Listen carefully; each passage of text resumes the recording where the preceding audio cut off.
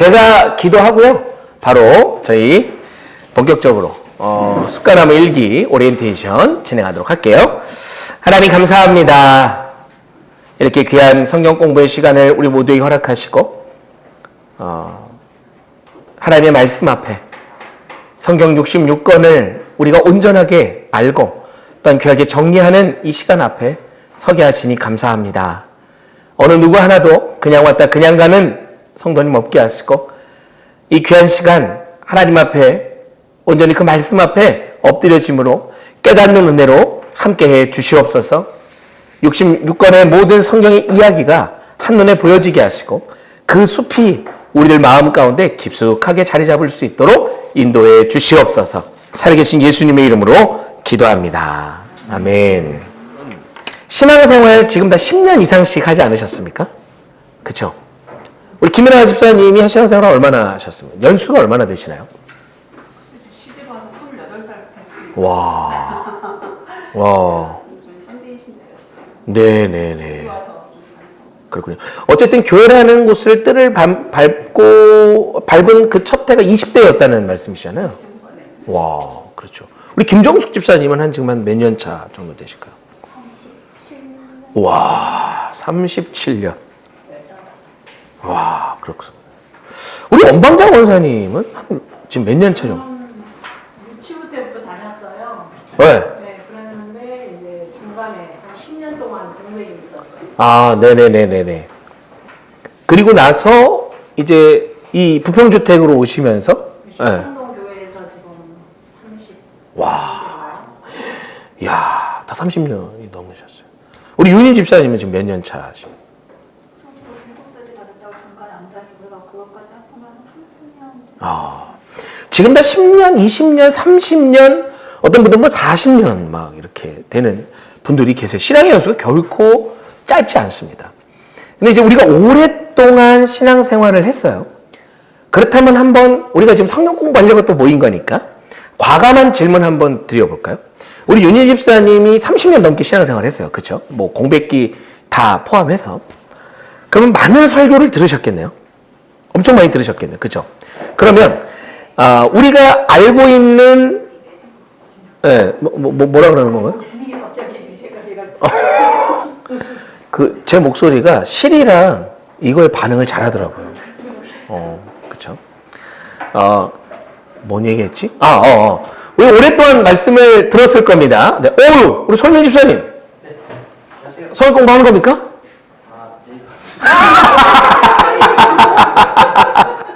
또, 뽑은 김에 무 썬다고, 온 김에, 그래요. 좋습니다. 혜린이 퇴근하는군요. 집사님.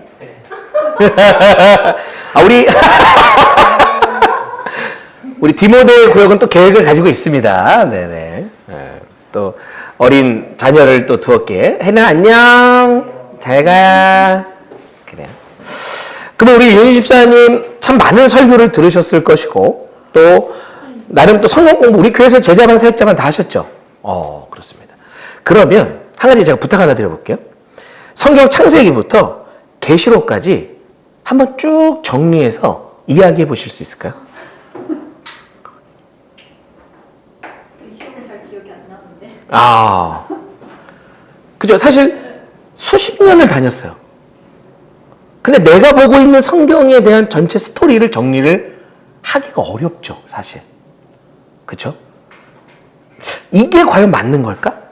라는 생각이 듭니다. 제가 이제 우리 십성동교회 예전에 있을 때 이걸 했었어요. 혹시 그때 하셨던 분 계시나요?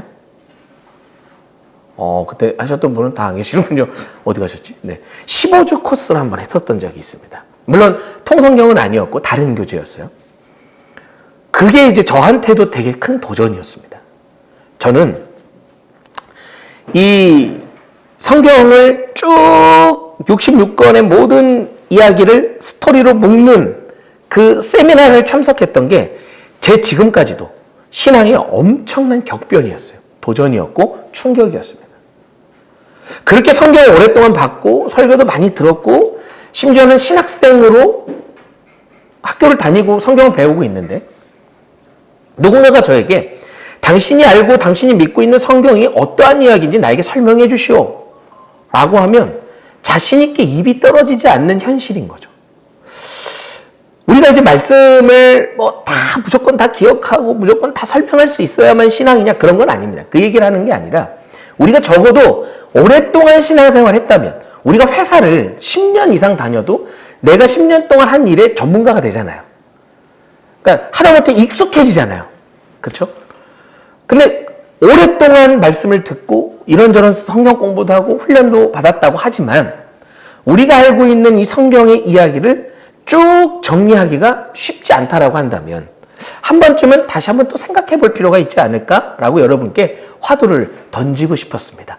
그게 이 성경 공부의 시작이었어요. 제가 우리 십동동교회에서 그 성경 공부를 하고 그 다음에 밖에 나간 사역지에서 바로 그걸 이어서 또 다른 성경 공부의 교재를 가지고 그 맥락으로 성경 공부를 했었습니다. 그때 반응들이 다 어땠냐면 처음에 힘들어 하시죠. 왜냐하면 66권을 다 해야 되니까요. 그때는 1년 코스로 했었습니다.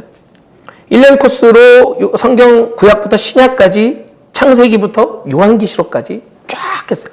심지어는 그 팀들은요. 제가 지금 자료도 가지고 있는데 시험도 봤어요. 네. 구약 시험, 신약 시험. 그리고 뭐도 있었냐면 이스라엘 백성들이 또 혹은 성경의 이야기가 창세기부터 마지막 말라기에 이르기까지 지도에서 움직인 경로를 표시하셔. 이런 시험도 있습니다. 그러니까 지도와 또 창세기 창조 시대부터 포로 귀환 시대까지 더 나아가 요한계시록 마지막 시대의 이야기까지 시대별로 정리하는 시험도 봤었어요.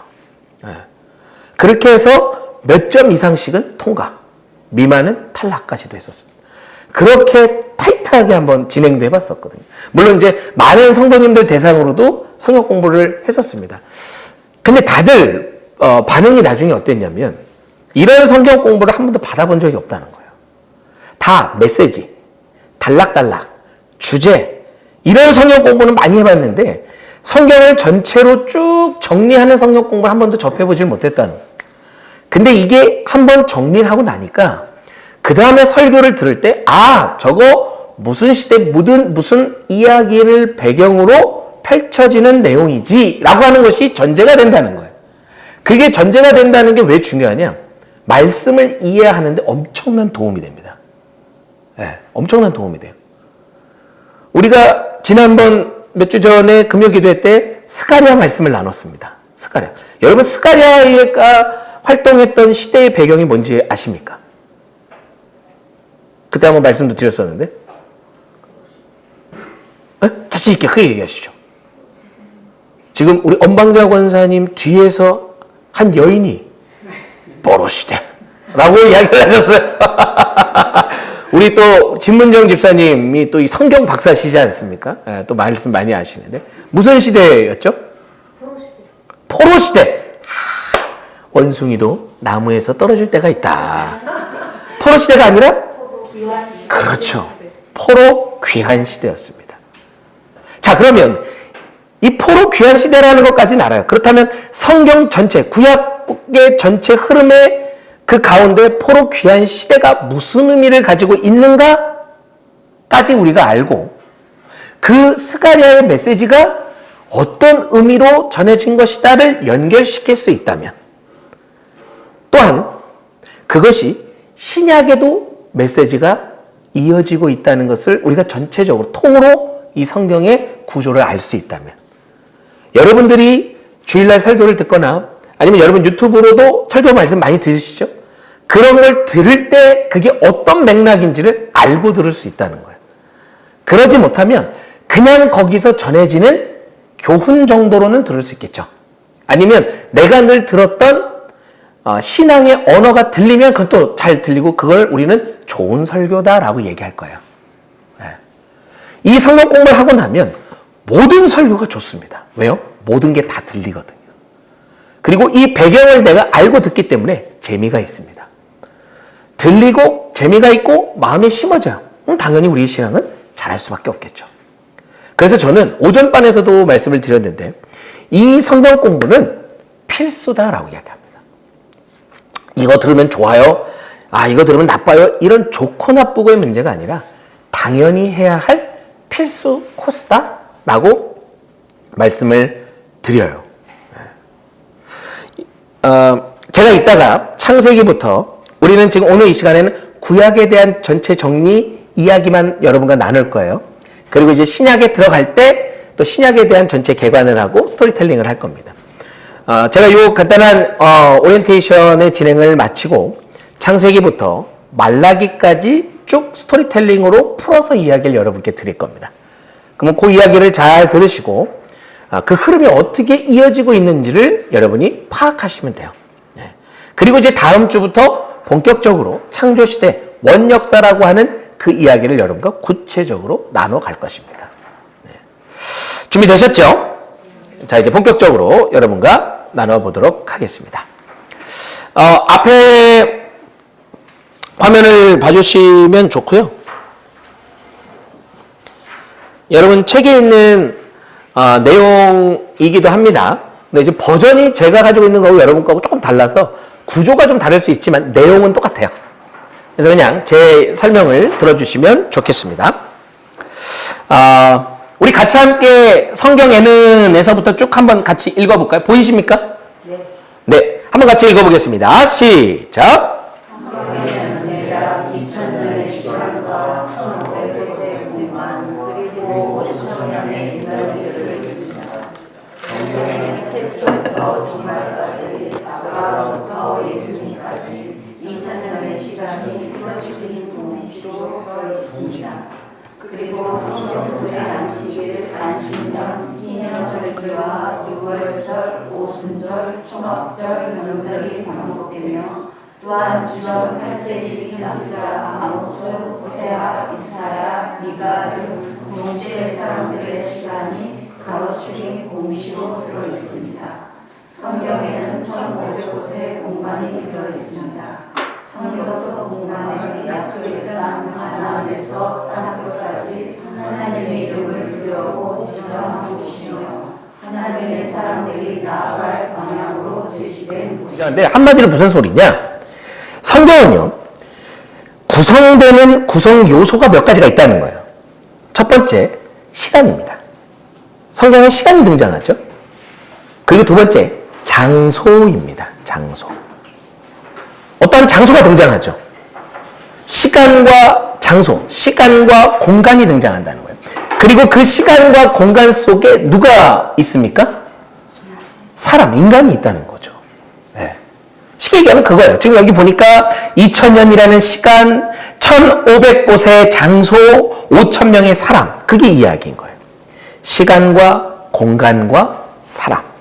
여기에 저는 한 가지 더 덧붙여 사건이 있다라고 얘기하고 싶어요. 시간과 공간과 사람과 사건이 있는 곳, 그게 바로 성경을 이루고 있는 중요한 네 가지 요소이다. 이렇게 정리해보면 좋겠다. 가만 보니까 사실은 이게 뭐 어려운 얘기가 아닙니다.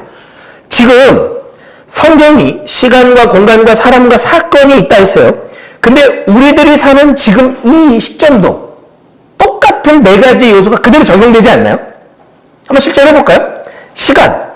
우리는 아까 몇 시에 모였죠? 7시 반이라는 시간이 있었습니다. 장소는 어디였습니까? 우리 십정동교회 4층 세미나실이었어요. 사람들은 누군가요?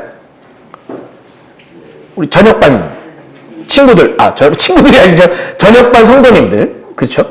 사건은 뭡니까? 그렇죠. 숫가나무 일기 성경 공부를 하는 시간이에요. 이 사건이 벌어진 거예요. 우리의 인생은요, 똑같이 이 네 가지 요소로 구성되어 있다는 거예요. 그 말이 뭐냐? 성경과 우리들이 사는 삶의 모습이 똑같다는 거죠. 네. 그러니까 성경이 사실은 어렵게 느껴집니까? 여러분에게 쉽게 느껴집니까? 전체적으로. 어떠셔요? 이거 그냥 솔직히. 우리 곽 권사님 어떻게 느껴지십니까?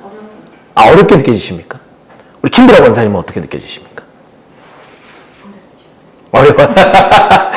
그럼 우리 곽 권사님은 어려운 이유가 뭘까요? 좀 쉽게 풀었었으면 좋겠는데. 네네네. 네네. 저는 저 의견에 아주 적극 공감해요. 그래서 요즘 교회들 가운데 성경을요, 새번역 성경으로 많이 읽어요. 새 한글? 네, 새 한글? 그죠? 네, 새 한글 성경으로 많이 읽어요. 그거는 우리들의 지금 문체로 기록되어 있습니다. 하나님이 천지를 창조하셨습니다. 뭐 이런 식으로 되어 있어요. 그러니까 사실 우리가 지금 보고 있는 성경은요, 하옵쇼체, 그냥 별명을 붙인다면 그렇잖아요. 뭐뭐 하옵시고, 그리하였고, 막, 문장이 되게 어려워요. 그래서 한글인데, 한글을 보면서도 가만히 있어봐. 이건 무슨 뜻이라는 거야? 라는 걸 한 번 더 생각하게 되죠. 그래서 요즘 많은 교회들, 특히 장로교에 좀 규모가 있는 교회에서는 새 한글 버전으로 성경을 다 바꿔가고 있어요. 그래서 새 가족들, 믿지 않는 사람들이 와서 성경을 읽어도 그 부분을 충분히 이해할 수 있도록. 네. 그쵸. 그런 문체나 문장의 구조가 좀 어려웠다. 공감합니다. 또 우리 김보라 권사님은 왜 어려우실까요? 시대의 흐름이나 네네. 그 속에 그 말씀하신 게 앞뒤 맥락을 모르니까 네네. 이해가 되지 않는. 가장 지금 우리 곽 권사님도 그렇고 김보라 권사님도 그렇고 너무 중요한 성경이 어렵다라고 하는 입장에서의 의견을 얘기해 주셨어요. 아마 많이들 우리 김보라 권사님이 또 얘기하신 그냥 딱 잘라서 이 본문만 보니까 설교 시간에 그거만 들어요. 근데 설교 시간에 장황하게 모든 걸 다 얘기할 수 없잖아요. 설교자에게 참 딜레마가 뭐냐면 이걸 얘기하려면 그 전이나 후에 대한 얘기를 함께 해야 훨씬 더 이게 입체적이고 설명이 될 때가 있습니다. 단락단락 나눠진 메시지도 있지만 좀 설명이 필요할 때가 있어요. 저는 가급적 좀 배경에 대한 설명을 최대한 하려고 노력하는 편입니다. 그래야 뭔가 전 이해를 가지고 원래 메시지가 무엇인지를 알 수 있잖아요. 오해하지 않고요. 근데 이게 시간에 쫓겨요. 그렇게 하다 보면. 항상 딜레마예요. 그러니까 우리가 그 단락만 알게 되면 앞뒤 전의 문맥을 없이 그냥 쫙 잘라서 여기만 보게 되면 왜 이렇게 왔는지를 모르는 거죠. 예를 들면 여러분 드라마 좋아하시죠? 드라마가 이어지잖아요. 뭐 1화부터 16부까지 있는 16부작 미니 시리즈다. 뭐 드라마다. 근데 이 1화부터 쭉 갑니다. 한 5화까지 잘 왔어요. 근데 갑자기 6화가 와야 되는데 12화가 와. 예를 들어 갈등도 아직 일어나지 않았는데 갈등의 절정인 막 사건들이 펼쳐지는 거예요. 그러면 우리가 이렇게 볼 때 아니 이게 왜 갑자기 이렇게 되는 거야? 뭔가 성경이 그냥 다 따로따로 노는 듯한 느낌이 들죠. 그러면 어려워지기 시작합니다. 이해를 못하는 거예요. 맥락을 잡지 못하는 거죠. 우리가 지금 여러분 성경책, 일반 성경책을 보면 일반 성경책은 시대순으로 배열된 책이 아닙니다. 메시지로 묶여있는 책이에요. 그러다 보니까 에스라, 느헤미야라고 하는 요 말씀들이 초중반 요 어간에 와 있어요. 그쵸? 근데 원래는요, 에스라, 느헤미야는 제일 구약 끝의 이야기입니다. 그러니까 그렇게 갑자기 생뚱맞게 에스라 혹은 뭐 에스더 뭐 이런 말씀들이 등장해 버리니까 이게 도대체 왜 나오는지 성경을 읽어가지만 내가 그냥 나도 뭘 하고 있는지 모르게 그냥 읽어가면 모르겠지만 하나하나 맥락을 같이 살펴가면서 읽던 사람들은요 반드시 부딪히게 돼 있어요. 왜냐면 얘기가 안 이어지거든요. 네. 그러면 처음부터 그냥 막 뒤죽박죽으로 돼 있으면 처음부터 그냥 그런가 보다 가는데 또 창출, 내, 민, 신까지는 또 가. 또 역사적으로. 여호수아까지. 그쵸? 어느 정도 흐름이 이어지다가 갑자기 끊어지는 거예요. 네. 그러니까 성경이 한 머릿속에 정리가 되지 않는 거죠. 그러니까 내용이 어렵다기보다 구조적인 파악을 못하기 때문에 좀 더 쉽게 여러분 안에 개별적인 퍼즐 조각들은 많아요. 대략 여러분 설교 제목들 이렇게 보시면 오늘 메시지는 이런 느낌이겠구나 감 오시지 않습니까? 솔직한 말로. 그쵸? 근데 그게 올 수밖에 없는 이유가 뭐냐? 성경은요 66권이라는 텍스트 안에서만 이루어집니다. 그죠? 저만 해도 지금 사역의 연수만 지금 20년 전도사 때부터 신학생 때부터 하면 20년 동안 사역을 해왔어요. 20년 동안 66권만 가지고 얘기를 했다. 반복해서 얘기하는 메시지가 있을까요? 없을까요? 당연히 있죠. 당연히 있죠. 있을 수밖에 없어요. 그러니까 메시지가 겹칠 수밖에 없어요. 단, 시대에 맞게 그 상황에 맞게 재해석하는 것이죠. 예. 근데 우리가 이렇게 반복되는 메시지 속에서도 흐름을 잡지 못하면 내가 늘 듣던 얘기만 하는 거예요. 듣던 얘기. 그러다가 스가랴나 말라기나 잘 다루지 않는 말씀 나오면 그냥 그 모든 게 어려운 거죠. 배경적인 전이해도 없고 메시지가 어떤 맥락인지도 모르겠고. 근데 요한복음 3장 16절 우리가 외우잖아요. 한번 해볼까요? 시작. 하나님이 이 세상을 이처럼 사랑하사 독생자를 주셨으니 이는 저를 믿는 자마다 멸망치 않고 영생을 얻게 하려 하심이니라. 네, 벌써 외우시잖아요. 그럼 요한복음 13장 16절 말씀 나오면 마음이 편해 일단. 전이해를 가지고 보니까. 근데 이렇게 요한복음 3장 16절의 말씀이 내 마음속에 편해지는 것처럼 이제 이 숲과나무의 성경 공부를 쭉 마치면 모든 66권의 말씀이 편안하게 여겨진다는 거죠. 그럼 훨씬 더 잘 들릴 수밖에 없겠죠. 그리고 이제 이 스토리텔링이 반복적으로 해서 내 안에 익혀지면요. 이걸 5분 안에 할 수도 있고 10분 안에 20분 30분 안에 얼마든지 내가 조절하면서 성경의 66권을 다 이야기할 수 있습니다. 우리 대웅 집사님. 대웅 집사님이 신앙생활 얼마나 하셨죠? 40년. 와, 대단하세요. 쉰 것까지 다 해서. 우리 대웅 집사님도 좀 쉬어보신 분이에요. 그죠? 적지 않은 시간을 하셨어요. 누군가에게 내가 믿는 하나님, 그리고 그분의 말씀이 적혀 있는 이 성경을 내가 다 설명해낼 수 있다면 얼마나 좋을까? 그죠? 그게 누군가를 위해서뿐만 아니라 일단 나에게 내 신앙생활이 얼마나 유익하겠습니까? 그죠? 그러니까 결론부터 말씀을 드리면 이 성경 공부는 그걸 하자는 얘기예요. 근데 분명히 이 한 번을 가지고 이게 정리가 될까요? 안 될까요? 끊임없이 여러분이 지금 성경 일독 읽기표를 통해서 계속 읽어가시며 반복하셔야 됩니다. 반복하셔야 돼요. 반복해서 이 흐름을 내 머릿속에 계속 넣는 작업이 필요하다. 이 책이 두꺼워 보이지만 보기 시작하면 이제 금방 봅니다. 이 책이 두꺼워 보이지만 보기 시작하면 조금 더 구체적인 내용이 필요할 것 같아 라는 생각이 또 들어요. 왜냐하면 이제 이 내용이 숙지가 된 거죠. 그러면 이제 이 숲과나무 성경 공부의 그 다음 단계 인물별 성경 연구를 여러분과 같이 할 겁니다. 이제 한 사람 조금 더 우리의 돋보기를 가까이 들이대는 거예요. 그러면 이제 전체 숲을 봤다면 나무를 보면서 성경이 어떻게 이루어져 가고 그 한 사람 한 사람을 통해 하나님이 어떻게 일하시는지를 전이의 숲에 대한 배경을 가지고 또 조명하기 때문에 훨씬 더 깊이 있는 성경을 알게 되는 거죠. 그리고 나서 성서의 지리, 등장하는 성경의 땅, 장소, 여기에도 깊은 의미가 담겨져 있어요. 요즘 제가 대학원에서 고대 근동과 성서 신학이라는 수업을 듣습니다. 우리 교수님이요. 이삭 교수님이라고 지금 성서학당 방송 시작하셨어요. 이 고대 근동에 대한 이야기를 합니다. 성서학당에 나오셔서 CBS. 그리고 이제 이분은 어떤 분이냐면 현장 고고학자예요. 7월 달이 되면 항상 매년 7월이 되면 이스라엘로 들어갑니다. 거기 들어가서 자기 스승하고 같이 현장에 가서 발굴 작업을 하는 사람이에요. 현장 고고학자. 너무나 잘 알죠. 그러니까 이 분이 이제 그런 얘기를 하는 거죠.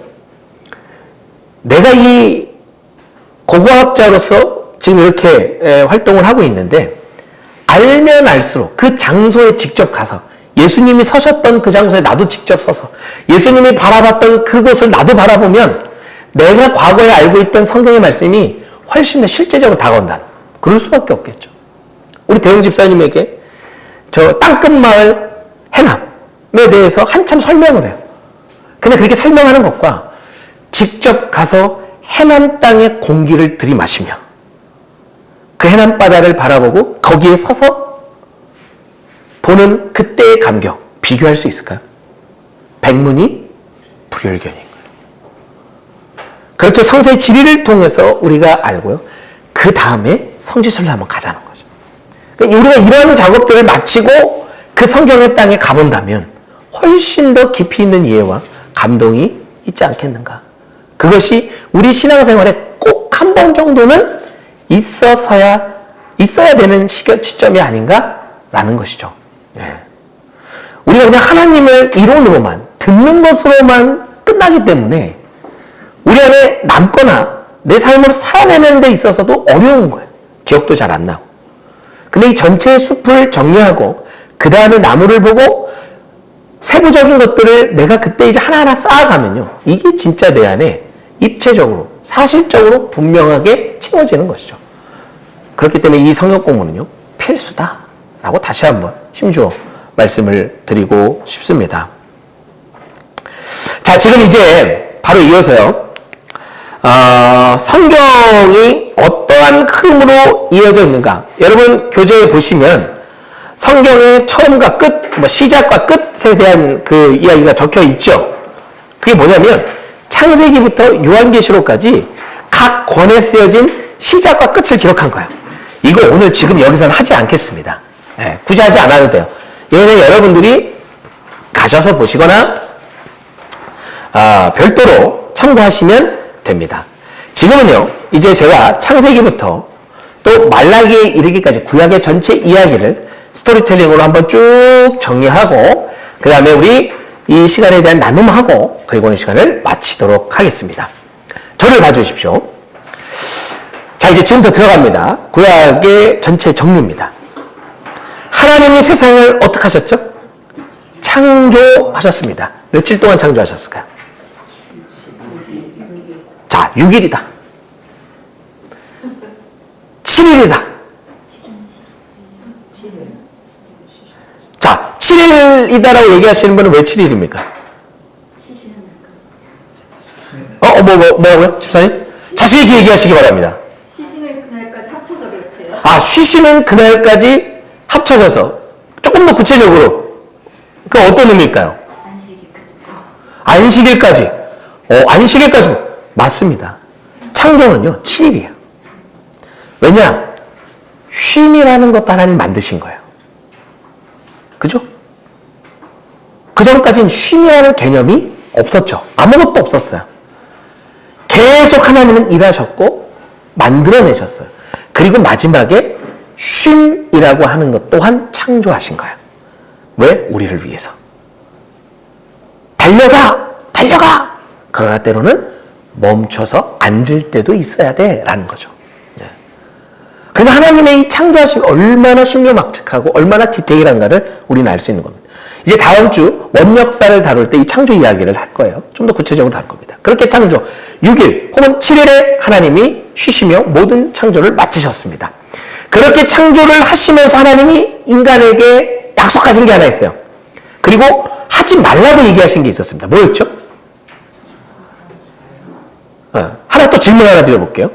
이 선악과는 하나님이 만드신 걸까요? 아니면 원래 있던 걸까요? 자, 이것도 한번 투표를 해볼까요? 자, 하나님의 선악과를 따로 만드신 거다. 네, 두 분. 아니면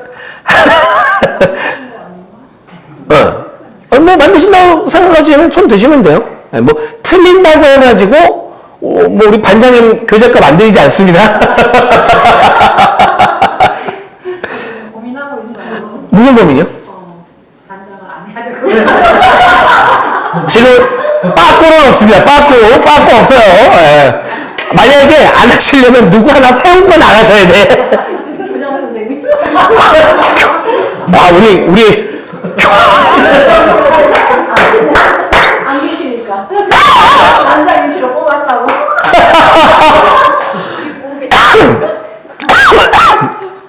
우리 교장 선생님이 항상 이렇게 못 나오시면 저한테 꼭 보고를 하고 가세요. 예, 목사님, 뭐 이제 무더운 날씨에 수고가 많으시고 뭐 이렇게 인사를 착 하시면서 저는 예전에 요 몇 주 전에 새벽기도 못 나오실 때는 울릉도 끝자락에 뭐 작은 뭐 어디에 뭐 이렇게 뭐 파견 와 있습니다. 뭐 이런 식으로 얘기를 하세요. 그럼에도 이 울릉도 끝자락 이 바닷가에서 새벽 영상을 들며 은혜 가운데 예배를 드렸습니다. 뭐 이런 식으로 하면서 내일 기쁨으로 뵙겠습니다. 이런 식으로 항상 꼭 남겨주세요. 이번에도 이제 드디어 고대하고 고대하던 성경 공부가 시작하는 날이네요. 그런데 갑작스러운 외부 출장으로 네.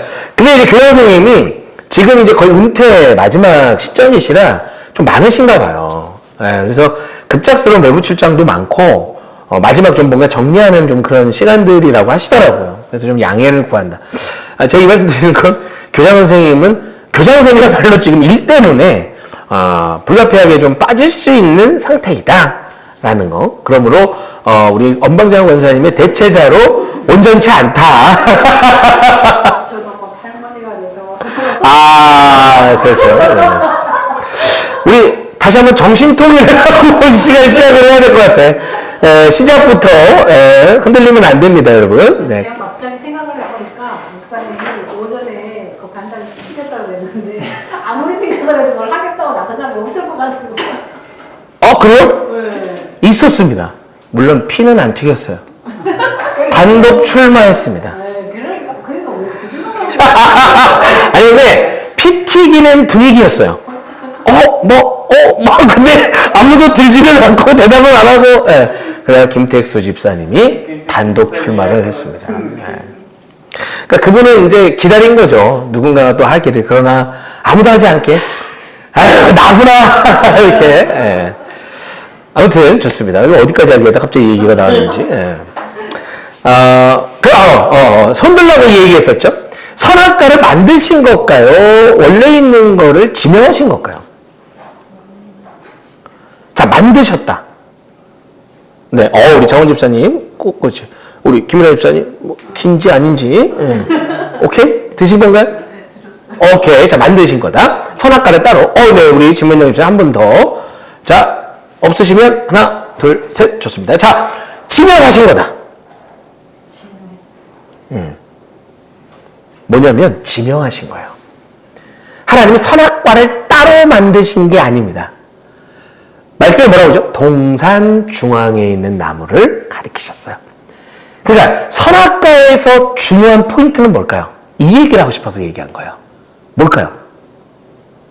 하나님이 창세기에 선악과를 통해서 우리에게 하고 싶으셨던 말씀이 뭘까요?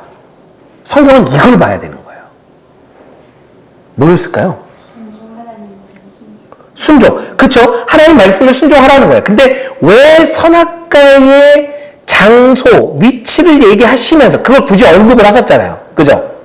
그냥 여기 있는 이 나무 이거 먹지 마 이러면 되는데 동산 중앙이라고 하는 포지션이 나옵니다. 위치가 나오죠? 왜 이 위치가 나올까요? 왜냐면 이게 중요한 요소이기 때문입니다. 이 창세기 2장의 말씀이거든요. 그게 이 말씀을 우리가 해석을 할 때 이 얘기가 나와서 조합이 돼야 다음에 죄 사건으로 이어질 수 있는 거예요. 네. 왜 중앙이라는 장소를 얘기하셨을까? 동산 중앙. 권위, 중앙, 가운데 또 뭐가 있을까요? 어떤 이유일까요? 중심? 어디가? 중심? 어떤 중심?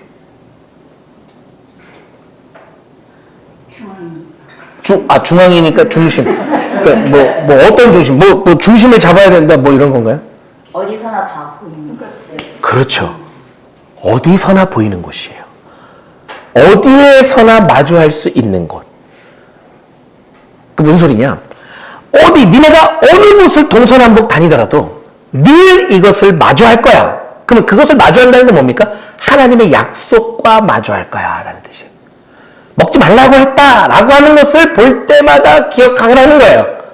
그럴 때 에덴을 누릴 수 있어. 그럴 때 너희들이 이곳에 살 수 있는 거야 라고 얘기하시는 거죠. 즉 하나님의 주권을 얘기하는 거예요. 그리고 하나님이 우리에게 어떤 분이신지를 알려주시는 거죠. 아담과 하와한테 하나님 모든 걸 허락하셨잖아요. 당신이 지은 것도 이름을 누가 보러 지으라고 그랬습니까? 아담한테 이름을 지으라고 했어요. 여러분 이름을 짓는 건 소유권을 의미합니다. 그렇죠? 여러분 우리 김은아 집사님 강아지 있죠? 양군이랑 또 누구죠? 10월이. 그 이름 누가 줬습니까?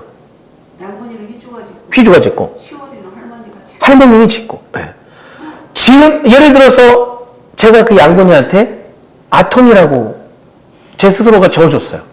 그럼 집사님 인정하실 수 있겠습니까? 아니, 어? 내 새끼 이름이 아니야. 아니, 너무 웃긴 거죠, 사실. 아니, 내가 가지를 왜 당신이 지어요? 아, 대번에 우리는 그렇게 생각하지 않겠습니까? 그쵸? 여러분들의 자녀 이름을 다른 사람이 그냥 임의로 지어서 그렇게 불러버려. 누가 그런 권한을 줬냐, 이 말이에요. 내 자식, 또 내 강아지, 내 소유, 나와 연관된 사람 내가 한 거예요. 그쵸? 이름을 줬다라고 하는 건 주인의 의식을 가지고 있습니다. 하나님이 거기까지 허락하신 거예요. 모든 걸 주신 거예요. 근데 딱 하나. 동산 중앙에 있는 나무의 열매는 먹지 마라. 아니 뭐 다 허락하셨는데 이거 하나를 왜 이렇게 거부하실까? 나는 너에게 명령할 수 있는 존재. 그리고 너희가 그의 말을 순종할 때 에덴을 누릴 수 있는 거야. 라고 하나님은 이야기하신 거죠. 이게 중요한 가치입니다. 그게 이루어질 때 에덴 동산은 뭐의 모형일까요? 하나님?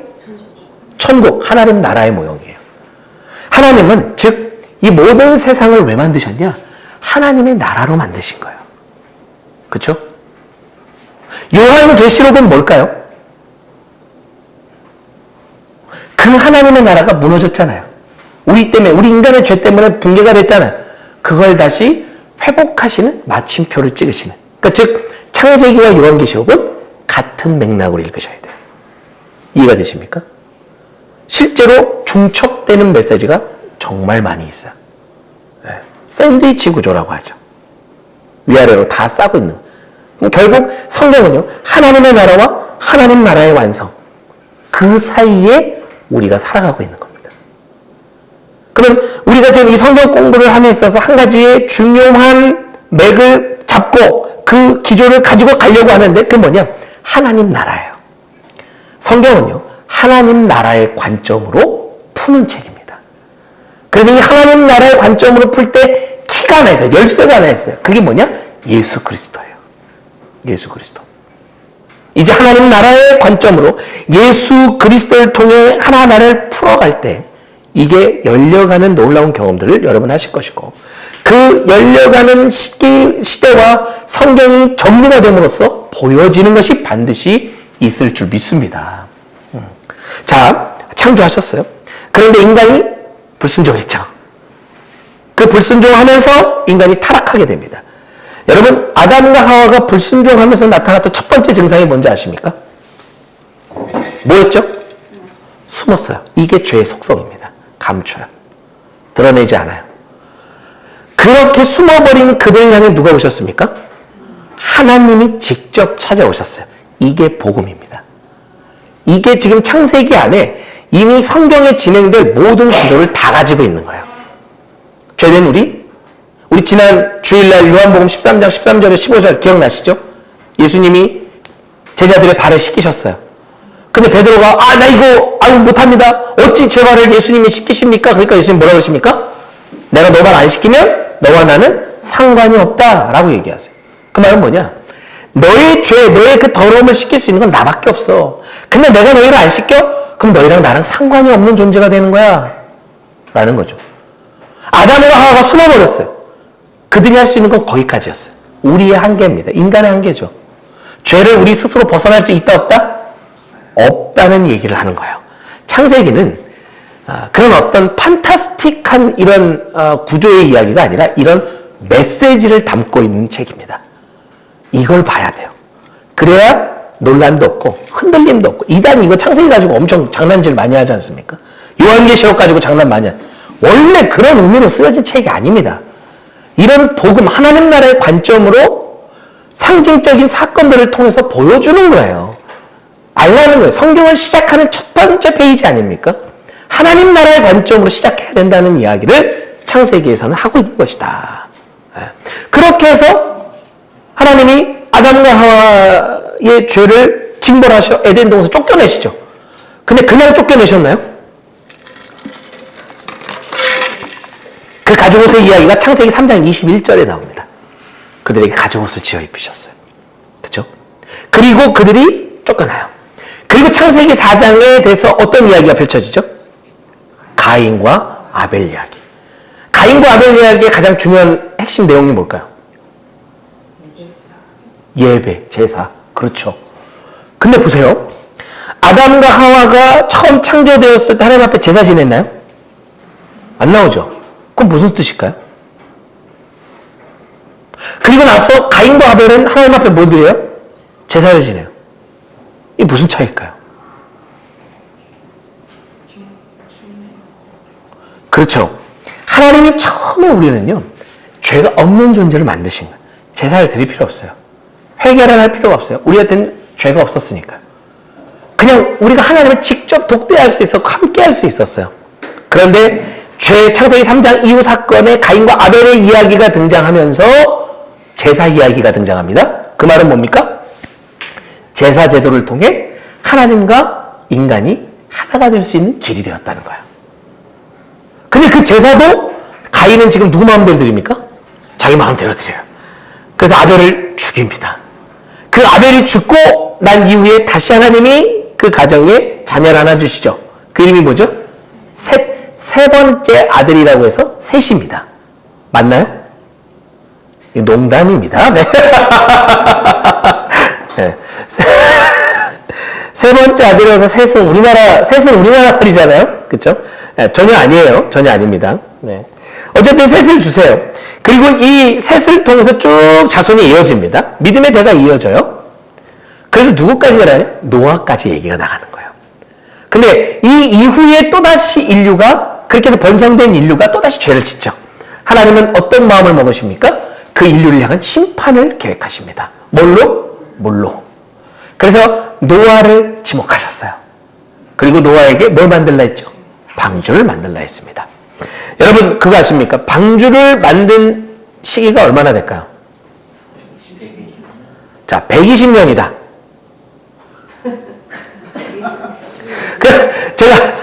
그러면 120년에 오면 아닌가? 자, 이 성경 공부 시간에는 어떤 얘기를 해도 틀리거나 맞은 게 없어요. 그냥 여러분 의견입니다. 다 좋아요. 몇 년? 120년? 대웅 집사님 120년? 오케이. 자, 120년 나왔습니다. 또? 120년? 120년? 120년. 120년이라는 연수는 등장하지 않아요. 몇 년인지는 몰라요. 네. 그러면 방주를 짓는 시간이 있었다는 거 분명하겠죠? 그러면 그 방주를 지을 때, 우리가 한번 상식적으로 생각해 보자는 거예요. 방주를 지을 때 그 방주를 짓는 모습을 사람들이 봤을까요? 봤겠죠? 보면서 물었을까요? 물었겠죠? 뭐라고? 뭐 하고 있어요, 여기서? 배를 왜 산꼭대기에 짓는 거야? 묻지 않았겠습니까? 그러면 그 물음에 노아가 설명했겠죠? 그죠? 그런데 우리가 마지막 결과를 알고 있습니다. 방주에 몇 명이 탑니까? 노아의 가족만 타요. 8명이죠. 나머지 다 어디 갔어요? 이게 그 시대가 얼마나 악했는가를 보여주는 거예요. 듣지 않아요. 말씀이 선포됐지만 선포된 말씀을 듣지 않아요. 심지어 비가 내렸음에도 아무도 오지 않아요. 네.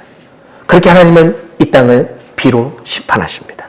그리고 나서 노아의 세 아들 중에 또 믿음의 대를 이어가게 하신 한 인물이 있었으니 그가 누구죠? 셈입니다. 셈. 이 셈의 후손의 흐름을 타고 누가 태어나냐? 이후에 아브라함이 태어나는 거죠. 이 셈의 후손들이 쭉 태어나고 있는 가운데 어떤 사건, 원역사의 마지막 사건, 창세기 11장 사건인데요. 바벨탑 사건입니다. 여러분, 바벨탑을 쌓았다라는 게 어떤 의미일까요? 인간의 욕심. 맞습니다. 이건 이제 의역이죠. 그러면 왜 인간의 욕심이라고 생각하셨습니까? 하나님께 닿으려고 높이 쌓았다. 나도 하나님처럼 되겠다. 나도 하나님처럼 되겠다. 네, 그렇죠. 이게 이제 일반적인 아마 여러분들의 생각일 거예요. 근데 이제 요즘은 어떻게 해석하냐면, 바벨탑은 분명 교만의 상징이에요. 그죠? 바벨이라는 뜻은 흩트다라는 뜻입니다. 네. 하나님은 흩으셨잖아요, 결국. 왜 높이 쌓았다라고 봐요. 그러면 왜 높이 쌓았을까? 내가 하늘 꼭대기까지 쌓아봐야지 라는 해석보다 인류는 홍수를 경험합니다. 그 홍수를 이겨내기 위한 건물을 진 거예요. 아무리 큰 홍수가 와도 잠기지 않는 건물을 진 거죠. 그거 자체가 누굴 향한 도전? 하나님, 우리 또 물로 심판해봐 우리가 죽나. 하나님의 심판에 대항하는 거예요. 네. 그래서 교마. 그런 그들을 하나님이 흩으셨어요. 이때 이제 언어가 생겼다라고도 추론을 합니다.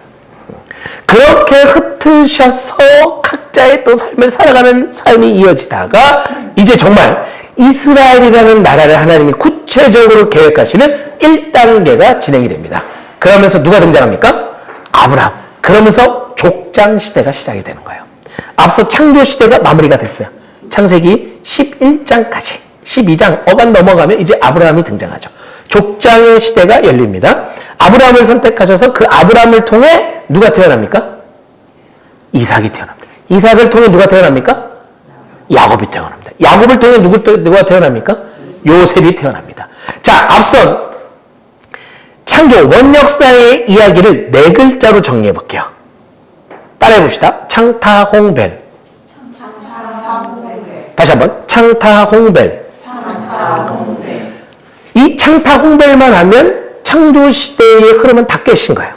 네. 창은 뭐죠? 창조. 타는? 홍은? 벨은? 누가 그러더라고요. 바 아닙니까? 네. 질문 하나 드려볼까? 왜 벨이라고 했을까요? 네, 바벨의 벨인데 그러면 바라고 하는 게 맞잖아. 창타 홍바. 그쵸? 왜 벨이라고 했느냐? 제 마음입니다. 그냥 제가 했어요. 네. 그래서 그냥 창타 홍벨, 창타 홍바 하셔도 돼요. 자, 그 다음에 이제 족장시대로 넘어왔다고 그랬죠? 아브라함을 하나님 선택해서 이제 하나님이 처음 창조하셨을 때 하나님은 어떤 목적을 가지고 계셨다?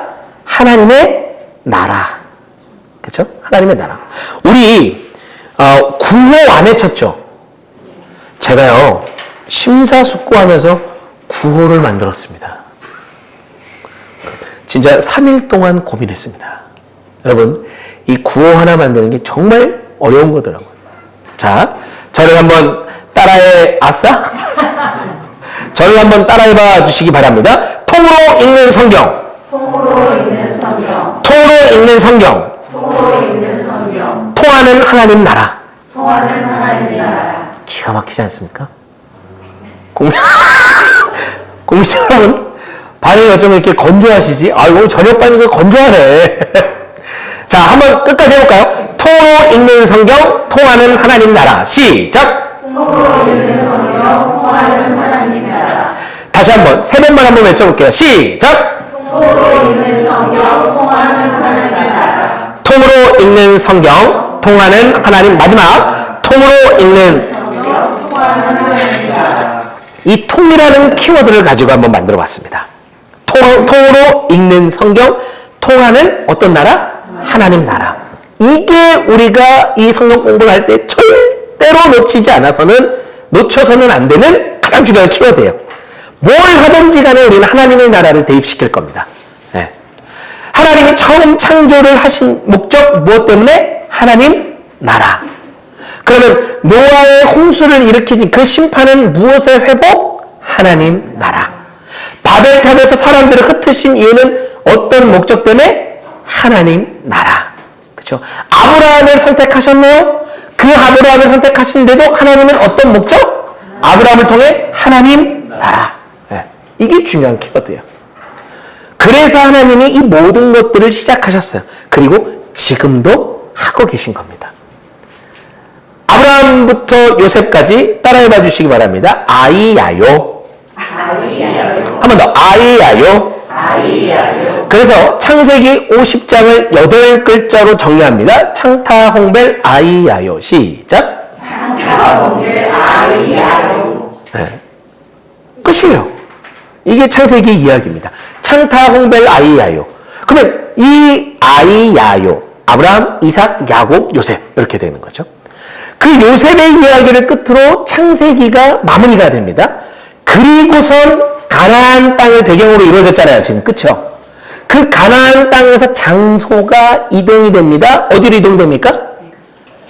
여러분 이제 앞으로 우리 성경 공부할 때 애굽이라는 단어는 웬만하면 안 썼으면 좋겠어요. 애굽이라는 단어는 우리나라만 씁니다. 바뀌어야 돼요. 이거 한문으로 번역을 하면서 애굽이라는 단어를 썼나 봐요. 애굽이 어느 나라죠? 이집트죠. 다 이집트도 이집트라고 하지 애굽이라는 말을 쓰지 않아요. 이건 바뀌어야 될 우리 성경 단어 중에 하나입니다. 이집트라고 이야기해 주시면 좋을 것 같아요. 이집트로 장소가 바뀝니다. 그러면서 이제 이 이집트로 장소가 바뀌며 등장하는 새로운 인물이 있으니 그가 누구?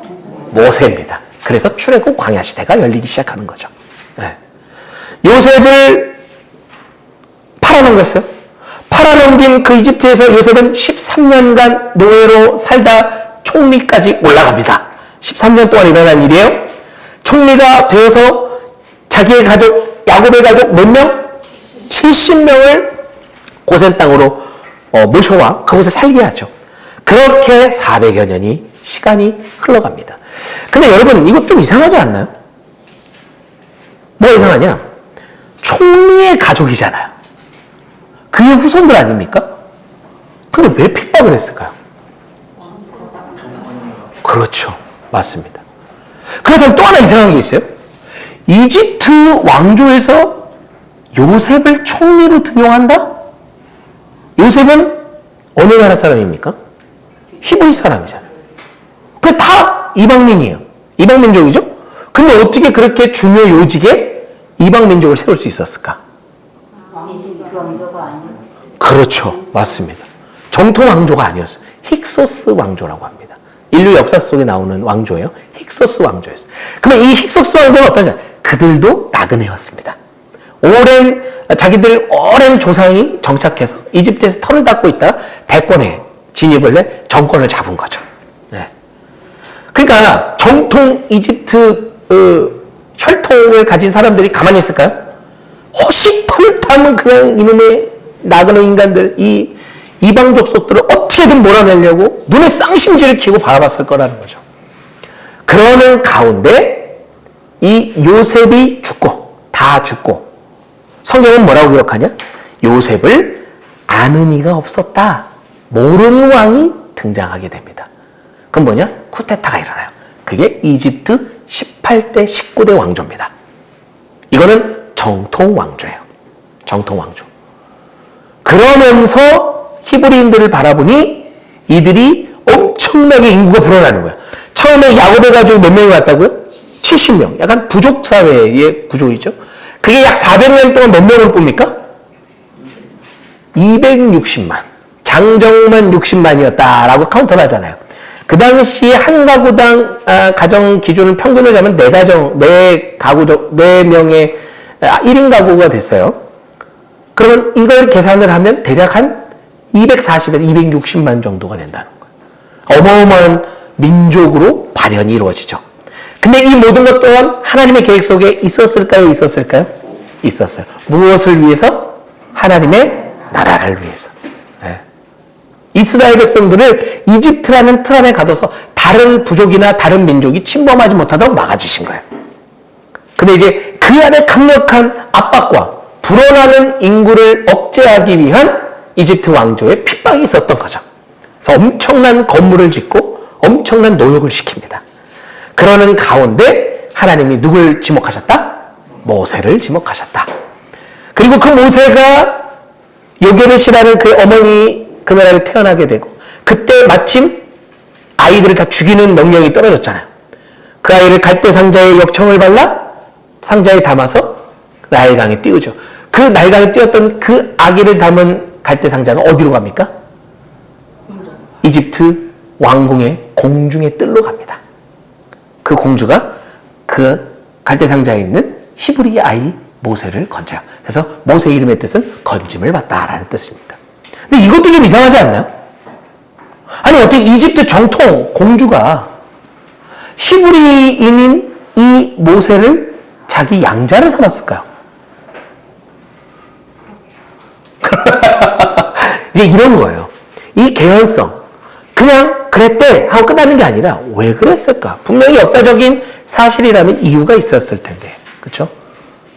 이 시대에 그 왕조 투트모세라고 하는 그 왕조가 있습니다. 거기에 하셉수투라는 공주로 추정을 합니다. 이가 불임이었어요. 자녀가 없었습니다. 근데 왕조 안에서도 많은 쿠데타가 있잖아요. 우리나라도 뭐 왕의 이야기들 보면은 그 안에서도 막 반란이 일어나고 쿠데타가 일어나고 왕권이 바뀌고 막 그러잖아요. 우리 왕가 사는 남자 다 보셨잖아요. 단종을 한명회가 완전히 이제 제거를 시키려고 하지 않습니까? 제거가 됐죠. 이런 내부 상황들이 계속 일어나는 게 인류의 역사 아니었습니까? 이 시대에도 끊임없이 전쟁이 일어났던 거죠. 근데 이가 자녀가 없으니까 자기 혈통으로 왕족의 대권에 진입할 수가 없는 거죠. 그때 마침 모세가 등장하게 됐고 이 공주도 자기의 상황에 맞았기에 그를 받아들인 거예요. 그러니까 이런 역사적인 흐름과 배경 속에서 그 기가 막힌 타이밍, 이 모든 것들을 주관하시는 분이 누구다? 하나님이라는 사실입니다. 제가 왜 중간중간 자꾸 이 역사적인 이야기를 하냐면 인류의 역사와 하나님의 역사는 별개가 아닙니다. 오늘 우리가 살아가듯 과거의 그들의 삶에도 그대로 그런 하나님의 일들이 있어 왔다는 얘기를 하는 거예요. 그냥 성경 속의 이야기는 좀 뭔가 판타지스럽고 스펙타클하고 그냥 그러다 보니까 그냥 우리랑 별개의 이야기처럼 아닙니다. 그 시대에 살아갔던 사람들의 이야기예요. 오늘날 우리들이 살아가는 것과 똑같습니다. 이해가 되시나요? 네, 똑같아요.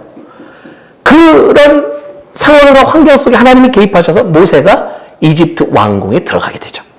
그래서 40년 동안 뭘로 삽니까? 왕자로 살아요.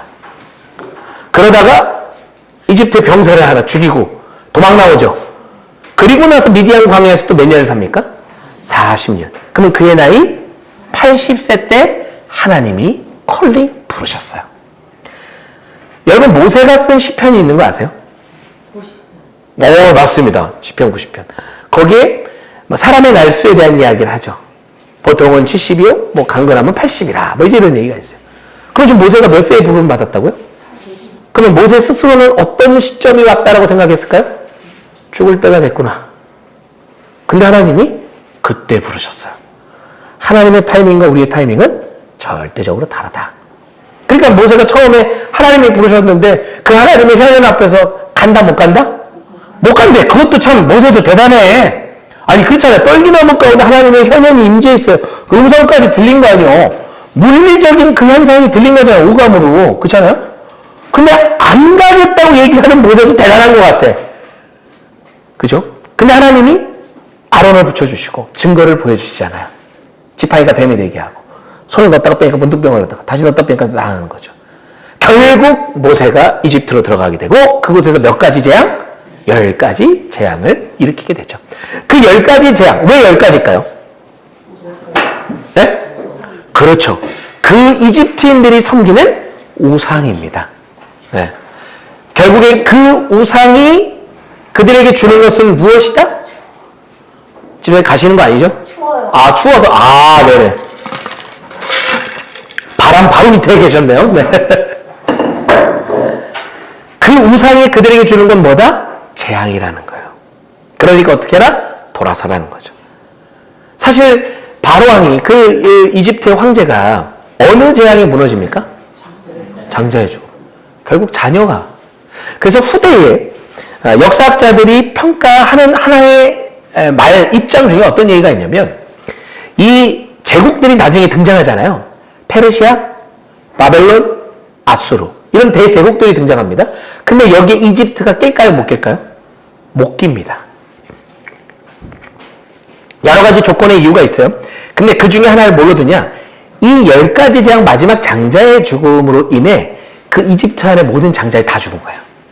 그러니까 대를 이을 사람이 없고 그 공백이 상당히 컸다.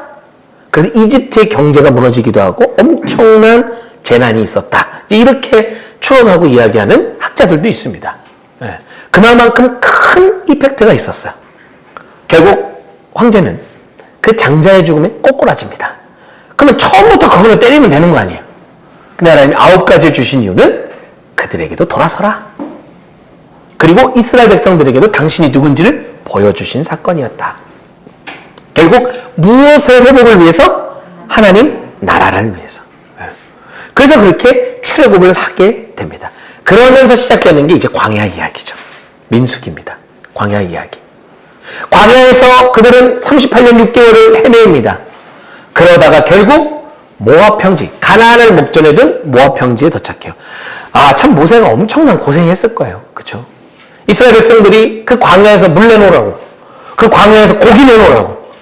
아니, 양심이 있어야지. 그렇지 않습니까? 그렇죠? 근데 또 한편으로 이스라엘 백성들 입장 생각하면, 야, 진짜 목숨이 왔다 갔다 하는 순간 아니에요. 그렇죠? 근데 사실은 그것까지 이해가 되는데 모세가 무슨 잘못이 있습니까? 모세가 뭐 본인이 하나님 저를 리더로 세워주시면 제가 열심히 하겠습니다. 우리 원방장원사님처럼 저를 반장으로 뽑아주시면 열심히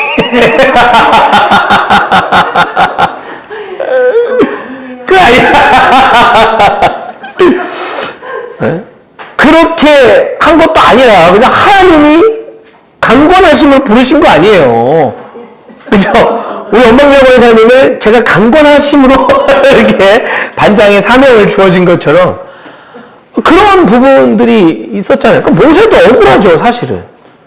그러니까 얼마나 힘든 그 광야의 시간을 보냈을까. 이스라엘 백성들이 모세를 얼마나 괴롭혔습니까? 정말 손에 돌을 들고 막 죽이려고 온갖 모세를 모함하고, 그죠?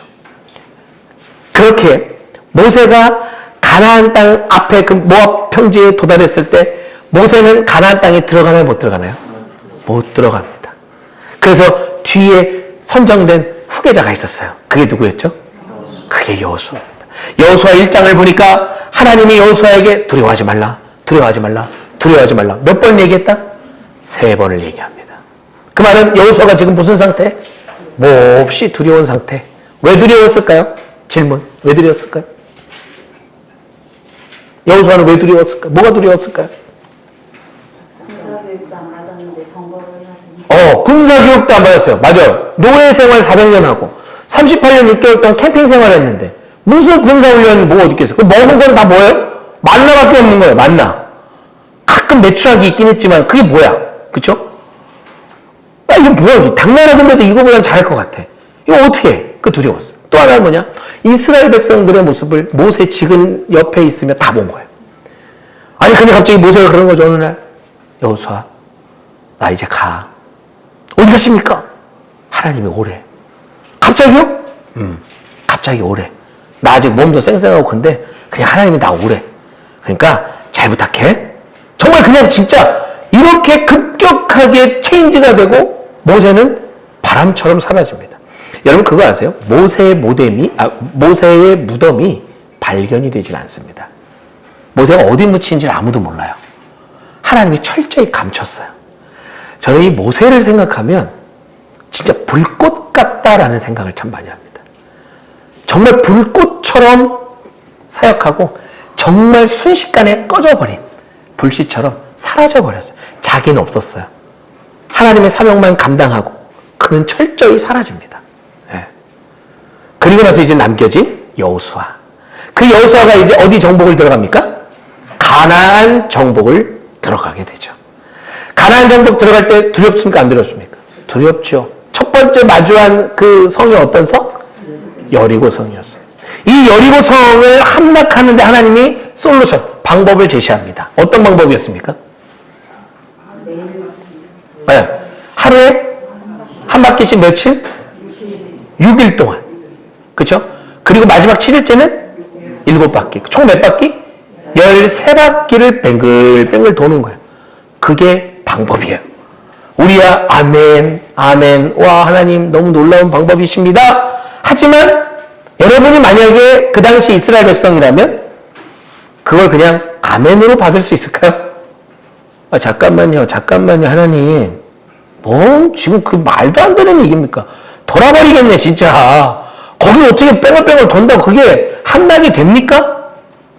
여러분 이렇게 당연히 따져야 되는 게 맞는 거 아닙니까? 근데 결국엔 이스라엘 백성들이 어떡하죠? 순종해서 돌아요. 마지막 13바퀴를 돌고 나팔을 불고 함성을 지르니까 여리고성이 무너집니다. 이거 누가 하신 거예요? 하나님. 이 모든 역사를 하신 이유는 뭐다? 하나님의 나라를 위해. 그렇죠? 그렇게 해서 가나안을 들어갑니다. 족속들을 점령해 가는데 야, 이 인간이 참 간사한 게 뭐냐? 꼭 뭐 하나에서 잘 되면 다 내가 했다는 거야. 아이성이라는 작은 성이 있었어요. 정말 그거는 여리고성에 비하면 정말 비교도 안 되게 작아요. 그러니까 어떻게 해요? 하나님 앞에 묻지도 않아요. 자기네들이 해버려요. 그러니까 어떻게 됐습니까? 실패했어요. 나중에 타락을 합니다만 분명하게 보여주는 것이죠. 무엇이 옳은가? 어떻게 하는 것이 맞는 것인가? 네. 결국 그렇게 이스라엘 백성들은 가나안 정복을 합니다. 이 가나안 정복에 중요한 키워드가 있었는데 뭐냐? 진멸이었습니다. 진멸. 완전히 멸하라는 거예요. 우리가 이렇게만 놓고 보면 잔인해 보여요, 하나님이. 근데 창세기 14장에 13장 그 어간의 말씀을 보면 하나님이 아브라함한테 하신 말씀이 있어요. 너희가 이제 이 가나안 땅을 떠나 4대 만에 다시 돌아올 거야. 그 이유는 뭐냐? 아모리 족속의 죄가 아직 차지 않았다. 이런 얘기를 하세요. 즉 하나님이 가나안 땅에도 기회를 주셨어요. 근데 성경에는 기록되어 있지 않았지만 그들이 지키지 못하고 약속대로 순종하지 못한 것이죠. 그러니까 하나님이 뭐 하셔요? 심판하시는. 그 심판의 칼날이 누구였습니까? 그게 이스라엘 백성이었던 거죠. 그러니까 이스라엘 백성은 그 완전한 침멸을 이뤘을까요? 못 이뤘을까요? 못 이뤘어요. 그래서 그 씨앗이 남아서 나중에 커져 그 씨앗이 이스라엘 백성들을 괴롭히는 한 나라가 있었으니 그게 블레셋입니다. 블레셋. 네. 이렇게 이스라엘 백성들이 가나안 정복을 하고 분배를 하고 살아가는 가운데 이들이 온전히 진멸하지 못함으로 엄청난 어려움을 겪다. 그들도 이제 타락하기 시작해요. 그러면서 펼쳐지는 시대가 어떤 시대? 사사시대. 이 사사시대를 한 줄로 정리하자니 어떻게 얘기할 수 있다? 내 자기소견에 옳은 대로 행동했던 시대더라. 완전히 사사시대 때 난리가 납니다. 자기들 마음대로 제사장을 임명해서 자기가 돈을 줘가며 자기가 원하는 이방신에게 제사 지낼 수 있도록 집례를 시켜요. 이게 말이 되냐고, 말이 돼. 자기 소견에 옳은 대로 행동했던 시대. 그리고 이 사사시대에는 하나의 서클이 있었어요. 하나님이 은혜를 줍니다. 평강을 줍니다. 평안해요. 등 따시고 배 따시면 항상 딴짓을 합니다. 딴 생각을 갖죠. 그러면 하나님이 그들을 향해 경고해요. 경고하기 위해 누굴 보냅니까? 사사들을 보낸 거예요. 사사들. 근데 이 경고를 무시하고 자기의 소견에 옳은 대로 행동합니다. 그럼 하나님은 뭐 하시죠? 심판하십니다. 그럼 이스라엘 백성들이 그 심판을 받고 하나님 잘못했습니다. 용서해 주세요. 한 번만 기회를 주세요. 그럼 하나님이 용서하시고 그들에게 기회를 주십니다. 그럼 다시 평안이 찾아오죠. 이게 한 서클, 이걸 몇 번? 7번을 반복합니다. 그래서 그 시대를 한마디로 한 줄로 요약하자면 자기 소견에 옳은 대로 행동했던 시대. 정말 이 자기 소견에 옳은 대로 행동했던 시대의 절정은 뭐였냐? 그들이 나중에 뭘 원하죠? 왕을 원합니다. 그런데 이스라엘의 왕은 누굽니까? 하나님이시잖아요. 이스라엘은 누구의 나라입니까? 하나님의 나라잖아요. 그렇게 시작했잖아요. 그게 시작이었잖아요. 그런데 그걸 잊어버리고 눈에 보이는 왕을 달라는 거예요. 그러면서 마지막 사사라고 불리는 사무엘을 통해서 누가 세워집니까? 사울 왕이 세워지는 거예요. 그게 이스라엘의 1대 왕이었습니다. 2대 왕은 누구? 다윗. 3대 왕은 누구? 솔로몬. 이 솔로몬까지 40년, 120년의 왕정 시기를 끝으로 이스라엘이 두 짝으로 갈라지게 됩니다. 갈라지게 되면서 무슨 이스라엘? 무슨 유다? 남유다로 갈라져요. 북이스라엘은 누구? 여로보암. 남유다에는 르호보암. 르호보암이 솔로몬의 자식이죠. 남유다는 혈통이 이어집니다. 왕조가 안 바뀌어요. 그런데 북이스라엘은 왕조가 계속 바뀝니다. 그러면서 어떤 이들이 등장하냐? 선지자들이 등장해요. 여러분이 알고 있는 선지자 대부분이 다 이 분열 왕국 시대 때 등장한 거예요. 왜? 하나님의 메시지를 전해야 됐으니까. 계속적으로. 돌아와라, 돌아와라, 돌아와라. 계속 돌아와요. 그 죄에서 돌아서라. 돌이켜라, 돌이켜라, 돌이켜라, 돌이켜라. 이 얘기예요. 그렇게 북이스라엘은 먼저 한 제국에 의해 망하는데 그 제국이 누구죠? 아수르 제국입니다. BC 722년에 망하게 돼요. 아수르에 의해서 완전히 망합니다. 이때 망할 때 아수르가 정책을 펼치는데요. 혼혈 정책을 펼쳐요. 다른 민족들하고 섞어버려요. 민족의 완전한 정체성을 다 흐려버립니다. 그래서 북이스라엘 사람들도 다른 이방 민족하고 섞여요. 그래서 그들이 정착한 곳이 어디? 그게 사마리아예요. 그래서 이후에 이스라엘 백성들이 신약에 가면 사마리아를 향해 방향으로도 가지 않잖아요. 그죠? 이유가 뭐냐? 섞여버린 부정한 민족이라는 거예요. 그게 시작이 여기서 시작됐습니다. 그리고 이제 남유다도 결국 망하게 되죠. 어느 나라에게 망합니까? 바벨론. BC 586년이요. 586년이요. 연도에는 1, 2년 정도의 차이는 있어요. 보통 586년으로 봅니다. 근데 이 망할 때 바벨론이요. 아수르는 엄청난 포악 정치를 해요. 강력한 정치를 해요. 근데 이 바벨론은요. 식민지 안에서도 인재면 등용하겠다. 좀 더 친화 정책을 펼칩니다. 그래서 이 바벨론이 아수르를 무찌르고 지역의 패권을 잡아 자연스럽게 남유다도 바벨론 속국으로 들어왔겠죠. 그러면서 총 몇 번에 걸쳐? 3번에 걸친 포로로 끌고 가는 일이 벌어집니다. 첫 번째 1차 포로 때 누가 끌려가요? 그래서 다니엘, 엘리트들을 다 골라가는 거예요. 그때 다니엘 나이 10대였어요. 다 끌려가요. 그래서 다니엘이 바벨론에 오늘날 얘기하면 특목고에 입학하게 되는 거죠. 그래서 거기 등장한 환관장. 환관장이 계속 음식 좋은 거 먹으라. 왕이 먹던 이거, 왕의 상에 올라갔던 건데 이거 먹어야 돼, 임마. 근데 이제 다니엘은 자기가 뜻을 정하매 라고 얘기하죠. 하나님을 향한 뜻을 정하매 왕에게 올라간 그 상의 음식은 난 먹지 않겠다. 이제 이 모습들을, 행보를 보이는 거예요. 그 믿음을 지켜가는 다니엘의 모습을 보게 되는 것입니다. 그렇게 다니엘 두 번째는 누구였습니까? 에스겔. 에스겔 하면 떠오르는 이미지가 뭐가 있을까요?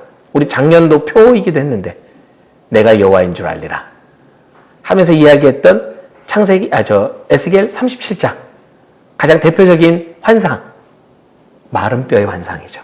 마른 뼈. 마른 뼈 같았던 이스라엘 백성들이 하나님이 말씀하심으로 대언케 하심으로 에스겔이 대언하자 그 뼈들이 서로 연락하여 붙더니 군대가 되었다. 이스라엘의 백성의 회복을 얘기하시는 거예요. 그리고 나서 이 에스겔을 이후 어느 마지막 왕을 통해 남유다가 완전히 망합니까? 남유다의 마지막 왕? 시드기야. 시드기야 하면 참 가슴 아픈 사건이 있어요. 자식이 죽는 걸 봅니다. 그렇죠? 자식이 죽는 걸 보고 그의 눈이 뽑혀요. 쇠사슬에 묶여 개처럼 끌려가 비참하게 죽습니다. 여기에 다 사연이 있어요. 이거는 이제 그 시대에 우리가 배울 때 구체적으로 다룰 거예요. 그렇게 해서 남유다가 비로소 완전히 망하게 돼요. 요때 등장했던 선지자들이 예레미야, 좀 더 전이 이사야, 이런 선지자들이 등장을 하는 것이죠. 그 등장해서 뭔 얘기합니까? 이스라엘 회복을 얘기하죠. 네. 그래서 이사야 말씀에 상한 갈 때 꺾지 않으시고 꺼져가는 등불 끄지 않으신다 라고 하는 게 이런, 지금 보면 이스라엘은 완전히 폭삭 망했어요. 소망도 없고 희망도 없어요. 아무런 대책도 없는 그들의 인생의 걸음 속에 하나님이 다시 살리신다라는 환상을 에스겔을 통해 보여주시는 거죠. 그리고 정말 폭삭 망한 뒤 하나님께서 몇 년 뒤에 돌아오게 하셔요? 70년 뒤에 다시 돌아올 거야. 바벨론 포로 70년의 시간이 지나면 돌아올 거야 라고 말씀하십니다. 그리고 나서 정말 실제로 포로 귀환의 시대가 열리는데 이때 패권을 잡는 제국이 바뀝니다. 어느 제국? 그때 페르시아, 메데바사라고도 하는 페르시아가 등장하게 되죠. 그때 왕이 누구였습니까? 고레스 왕이었어요. 고레스. 이 고레스 왕의 칙령이 내려집니다. 그 칙령이 뭐예요? 본국으로 돌아가라는 거예요. 이거는 이스라엘한테만 내려진 게 아니에요. 여러분, 우리나라가 몇 도 강산인가요? 8도 강산이죠. 미국이 몇 개 주죠? 52개 주의 연합체죠. 페르시아가 몇 개 도였는지 아십니까? 80개? 좀 더 쓰시면 좋을 것 같아요. 110개 나왔습니다. 110개. 또 110개. 86개. 더 떨어졌네요. 86개. 112 나왔습니다. 113.5도 없으신가요? 127개도입니다. 127개도. 엄청나게 큰 땅인 거예요. 어마어마하게 큰다. 물론 그 한 도가 뭐 지금의 뭐 우리 도와 같은 개념으로 크기로 뭐 그렇게 따지면 또 모르겠습니다만 어쨌든 영역으로 이제 우리가 요 파트를 살필 때 지도도 같이 볼 거예요. 그 영역이 얼마나 컸었는지, 영향력이 얼마나 컸었는지. 지금 이란이 히로시마 그거예요? 지금 이란. 아, 지금의 이란, 이라크, 뭐 그쪽 시리아, 이쪽 레바논 이쪽이 다 그 영역에 다 포함이 되는 거죠. 그러니까 좀 더 요 얘기는 그 파트에 갔을 때 제가 자료를 준비해놨어요. 그래서 그거 보시면서 하나하나를 살펴보면 오늘날의 어디 지역인지 접견지가 어딘지 영역이 어딘지를 보면 훨씬 더 실감을 하실 수 있습니다. 지금의 그 어떤 나라와도 비교가 되지 않는 영역과 힘을 가지고 있던 나라가 페르시아였어요. 뭐 바벨론도 마찬가지입니다. 아수르도 마찬가지예요. 대제국이에요. 네, 대제국. 제국이라는 단어는 아무 나라한테나 붙여주지 않아요. 제국은 어느 나라한테 붙여주냐? 정복을 통해 영토를 넓힌 나라에게 제국이라는 호칭을 붙이는 거예요. 네. 페르시아, 그러니까 엄청난 정복 전쟁을 통해 영역을 넓히죠. 그러니까 강력한 나라라는 뜻이죠. 네. 이 페르시아가 집권을 하고 제국의 패권을 잡아오면서 본국으로 돌아가 라고 귀한 명령을 내립니다. 그 대신 돌아갈 때 누구를 세우냐? 총독을 세우는 거야. 그 총독으로 1차 총독으로 갔던 사람이 귀환하여 갔던 사람이 누구? 그게 수룹바벨인 거죠. 이 귀환하여 수룹바벨이 가서 본국에서 했던 사명이 있었습니다. 그게 뭐였죠? 성전의 재건이었습니다. 근데 이걸 짓다가 멈췄어요. 몇 년? 16년 동안. 그때 등장했던 선지자가 누구랑 누구죠? 느헤미야? 느헤미야는 이제 아직 좀 더 뒤. 스가랴. 또 학개 선지자. 맞아요. 멈춰진 너의 걸음을 다시 걸어라. 스가랴 선지자 우리 몇 주 전에 우리 금요기도 때 나눴죠. 금촛대가 있고 양옆에 감람나무가 있어서 그 원유의 기름이 지속적으로 이거 누가 공급하신다? 하나님이 하신다. 하나님이 하신다라는 얘기. 하나님이 공급하셔서 하나님이 회복시키신다라는 거예요. 그렇죠? 이 환상을 통해서 그들은 다시 성전을 건축합니다. 그리고 나서 두 번째 귀환에 누가 오죠? 느헤미야? 또 학계가 또 와요? 학계가 그냥 야 내가 할게. 내가 할게. 에스라? 뭐 이렇게 에스라가 아니라 에스라? 이거는 맞나? 맞나? 네. 확신을 가지시기 바랍니다. 뭐 누구죠? 말씀 안 해주면 취소인가요? 에스라가 맞습니다. 네. 에스라를 통해서 또 무엇이 재건되기 되죠? 이 에스라를 통해서? 네? 그렇죠. 말씀의 재건. 네네네. 에스라는 학사였어요. 성경을 가르치는 학자였습니다. 교수님이었어요. 그래서 성전의 재건과 함께 그들 안에 말씀, 이제 영적인 양육과 재건이 일어나게 되죠. 그리고 나서 마지막에 누구? 이제 느헤미야가 나옵니다. 여러분 혹시 랍사게라고 아시죠? 랍사게. 이거 사람 이름으로 아시죠? 사람 이름 아닙니다. 직책이에요. 랍사게. 이거는 남유다 시절 분열왕국 때 있었던 사건이에요. 이것도 이제 이야기를 하면서. 그러니까 우리가 잘못 알고 있는 호칭들이 있어요. 랍사게는 사관의 직책입니다. 직책을 랍사게라 그래요. 선동하고 하여튼 뭐 그런 역할들이 있어요. 느헤미야도 직책이 있었어요. 뭐였죠? 술 맡은 관원이었어요. 우리 술 맡은 관원은 또 어디서 나왔죠? 요셉. 그쵸. 술 맡은 관원. 그러니까 비서실장이다 이렇게 생각하시면 돼요. 비서실장. 이것도 이제 그 대목에 갔을 때 좀 더 구체적으로 같이 살펴볼 거예요. 이거와 관련된 벽화들도 박물관, 여러분 대형 박물관 아시나요? 영국에? 너무 우리 진문정 집사 가보셨습니까? 가보고 싶어요. 그죠? 그래. 아니 표정이 맞아 거기 있었지라는 막 이런 표정이신데 가보고 싶다. 그렇습니다. 이 대형 박물관에 전시된 그 고대 유적이 아수르, 바벨론, 페르시아 겁니다. 거기 보면 쫙 그 파트별로 있다 그래요. 네. 너무 가보고 싶어요. 누나 가봤다. 그렇죠. 전 그래서 진입사님 데리고 가셨나 이렇게. 네. 혹시 비행기 옆자리 있으면 저도 한번 좀 이렇게. 대형 박물관에 가면 오히려 우리 성경의 이야기들이 쫙 펼쳐져 있어요. 네, 너무 좋아요. 너무 가보고 싶어요. 그렇게 페르시아 이 느헤미야를 통해서 성벽 재건이 이루어집니다. 그래서 이스라엘이 정말 하나님이 약속하셨던 하나님 나라의 회복을 이루어내게 되죠. 그리고 이제 말라기라고 하는 선지자의 등장 이후로 어느 시기가 찾아오냐? 암흑기, 침묵기라고도 하는 시기가 찾아옵니다. 여러분 왜 침묵기인지 아십니까? 선지자 누르지 않으셨어요. 그렇죠. 선지자가 등장하지 않아요. 하나님이 부르심이 없어요. 말씀이 없어요. 약 400년 동안. 그러면 이 400년 동안 하나님 아무것도 안 하셨을까요? 이때 무슨 일이 일어나죠? 우리가 누구? 사도 바울이?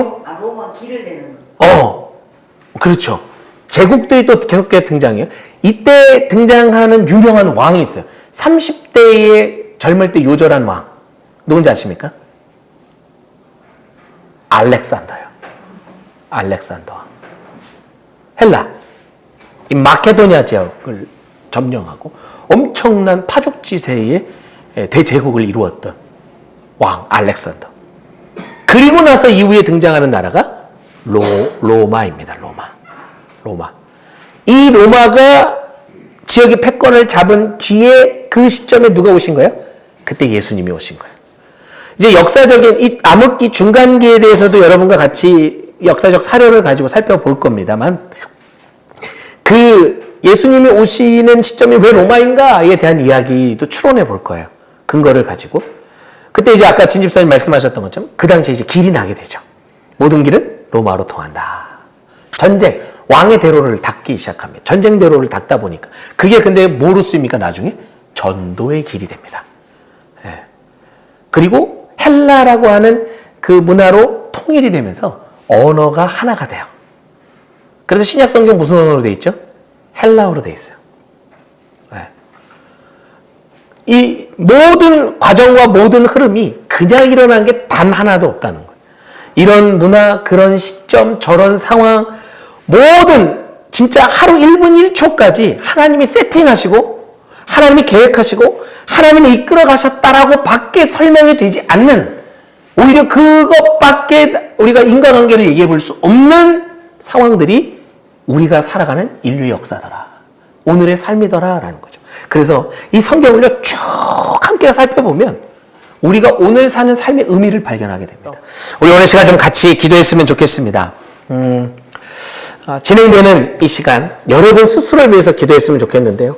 지치지 않을 수 있도록 진짜 하나님 안에서 이 모든 과정들을 잘 돌파해서 완주할 수 있도록 그래서 소정의 목적들을 잘 다뤄서 하나님의 말씀이 숲이 보이고 또 나무가 보이고 또 하나님의 그 마음이 읽혀질 수 있도록 느껴질 수 있도록 우리의 믿음의 진보가 일어나는 기회가 될 수 있도록 하나님 도와주시옵소서. 더불어서 함께 같이 기도하기 원하는 것은 우리 숫가나무 1기 저녁반 우리 서로를 위해서 좀 기도했으면 좋겠습니다. 우리 서로 이 시간에 모이는 우리들이 지치지 않게 하시고 힘써서 이 시간 감당하며 나아갈 수 있도록 주님 도와주시옵소서. 우리 같이 함께 기도하시고 제가 마무리 기도하고 오늘 시간 마치도록 하겠습니다. 우리 같이 함께 주여 한번 부르짖고 기도하며 나갑니다. 주여 하나님 아버지 하나님 그렇습니다. 하나님의 나라 이것에서 모든 것이 시작되었습니다. 창조 하나님께서 우리를 너무나 사랑하셨고 우리가 너무나 함께 있고 싶어 하셨고 하나님의 통치하심과 또 하나님의 주권이 살아있는 그 나라 우리를 통해 이루길 원하셨습니다. 그런데 우리의 죄 때문에 그 나라가 무너집니다. 그러나 하나님은 끝까지 포기하지 아니하시고 우리를 하나님의 나라의 백성으로 다시 세워 가시는 줄 믿습니다. 주님, 이 분명한 성경의 메시지를 다시 한번 부여잡으며 달려가는 우리들의 걸음 가운데 흔들리지 않게 하시고 더욱더 분명하고 선명해지는 말씀의 은혜로 나아가게 하여 주시옵소서. 하나님의 나라 이루어집니다. 아니 우리 가운데 이미 이루어진 줄 믿습니다. 또 이루어져 나갈 것임을 믿습니다. 그렇게 이번 성경 공부를 통하여서 분명한 성경의 숲을 보며 하나님의 나라를 경험하고 하나님 나라의 방향을 분명히 알아 그 방향을 향해 한 발 한 발 담대하게 내딛는 우리들의 삶의 걸음 되게 하여 주시옵소서. 늦은 시간까지 우리 성도님들 각자의 직장에서 힘들게 일하시고 또한 그 지친 몸을 이끌고 이 자리에 나와 말씀을 들었습니다. 주님, 인간의 힘으로 할 수 없습니다. 함께해 주시옵소서. 지치지 않는 독수리 날개 치며 올라감 같은 새 힘, 새 능력 주시옵시고, 아버지 하나님 감당하며 나아갈 때에 오히려 이 시간을 통해서 새 힘을 얻는 시간 되게 하시며 다시 한번 회복되는 역사 속에 하루를 잘 마감하는 모든 걸음 될 수 있도록 도와주시옵소서. 내일 또한 다시 한 주 시작합니다. 붙들어 주시고 시작되는 하루의 그 모든 걸음에 남은 한 주의 모든 순간에 하나님의 나라를 기억하며 달려가는 우리 모든 성도님들 될 수 있도록 인도해 주시옵소서. 모든 말씀 살아계신 예수님의 이름으로 기도합니다. 아멘, 아멘. 좋습니다. 우리 마지막 구호 함께 같이 외쳐보고요. 마치도록 하겠습니다. 통으로 읽는 성경 시작! 통으로 읽는 성경, 통하는 하나님 나라. 마치겠습니다.